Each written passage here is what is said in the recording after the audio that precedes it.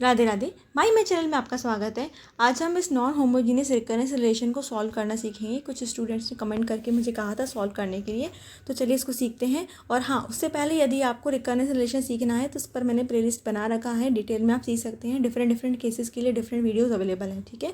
तो देखिए, non homogeneous recurrence relation solve करने के लिए पहला हम करते हैं होमोजीनियस सॉल्यूशन निकालते हैं, जिसको ANH से डिनोट करते हैं। तो इसके लिए हमें क्या करना होता है, कैरेक्टरिस्टिक इक्वेशन लिखनी होती है। कैरेक्टरिस्टिक इक्वेशन को अगर डिटेल में समझें तो क्या करते हैं, हम an को r की पावर n चूज़ करते हैं और गिवन इक्वेशन में पुट करते हैं। तो जब an r की पावर n है तो फिर इसके बाद हमने क्या किया, इस इक्वेशन में इसको रखने के बाद -2 को हमने एज इट इज़ रखा, an-1 हो जाएगा r की पावर n-1, इसको पुट किया और इक्वल टू 0 किया, ठीक है। यहाँ से r की पावर n हमने कॉमन लिया तो क्या मिला ब्रैकेट में 1 - 2, और यहाँ पे क्योंकि r की पावर -1 था ना, तो वो क्या हो गया 1/r, यानी कि 2/r हो जाएगा और इक्वल टू 0। अब r की पावर n को 0 नहीं करेंगे, नहीं तो an 0 हो जाएगा।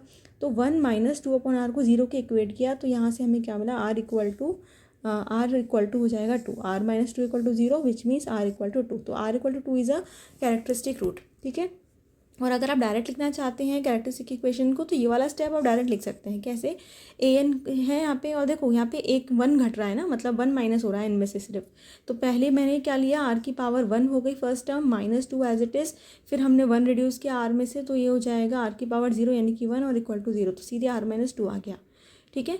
तो हमने जो डिफरेंट केसेस वहाँ डिस्कस किए प्लेलिस्ट में, वहाँ पे भी मैंने शॉर्टकट तरीके से ही कैरेक्टरिस्टिक इक्वेशन को लिखा है, तो आप देख लीजिएगा, ठीक है। तो जब कैरेक्टरिस्टिक रूट आ गया तो होमोजीनियस सॉल्यूशन क्या हो गया, b × 2 to the power n।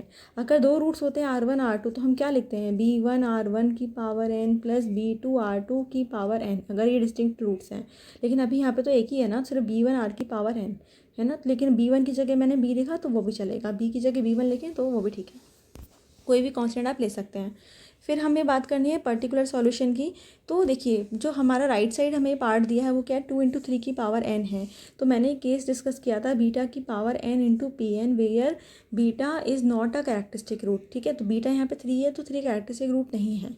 तो इस केस में हम क्या चूज़ करते हैं, an को जब हम पर्टिकुलर सॉल्यूशन निकालते हैं तो क्या करेंगे, क्योंकि देखो मैं फिर से लिख देती हूँ, हमें दिया है 2 × 3 की पावर है, तो ये 3 की पावर n वाला फैक्टर तो हमने एज इट इज़ लिया, और ये 2 दिया है, 2 मतलब कांस्टेंट पॉलिनोमियल है ना। तो जनरल कांस्टेंट पॉलिनोमियल क्या होता है, a0 ले लिया हमने, ठीक है। कांस्टेंट पॉलिनोमियल जनरल मतलब कोई कांस्टेंट, तो a0 लिया, क्योंकि यहाँ पे 2 था।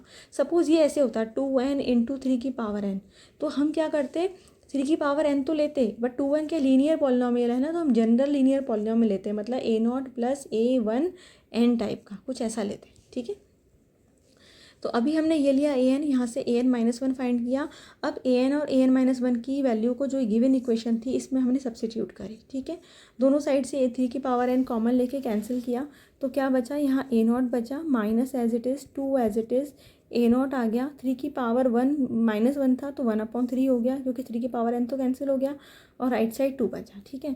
फिर अब हमने लेफ्ट साइड की दोनों टर्म्स को सिंप्लीफाई किया, तो ये हो जाएगा a0/3, राइट साइड में है 2, तो this gives a0 equal to 6, ठीक है। तो a0 की वैल्यू को हमने पुट किया an p में, तो an p आ गया 6 × 3 की पावर n। तो इस तरह से हमें पर्टिकुलर सॉल्यूशन मिल गया। Now the general solution is ANH + ANP, दोनों की वैल्यू को सब्स्टिट्यूट किया, so this is the final answer, ठीक है। क्रॉस चेक करना है कि आंसर ठीक है या नहीं, तो आप गिवन रिकरेंस रिलेशन में पुट करिए, दोनों साइड सेम आ जाए, देन इट इज़ करेक्ट। तो आई होप आपको ये क्वेश्चन का सॉल्यूशन समझ आया होगा। वीडियो अच्छा लगा हो तो लाइक करें, शेयर करें, और wish you all the best for your exam. Radhe Radhe.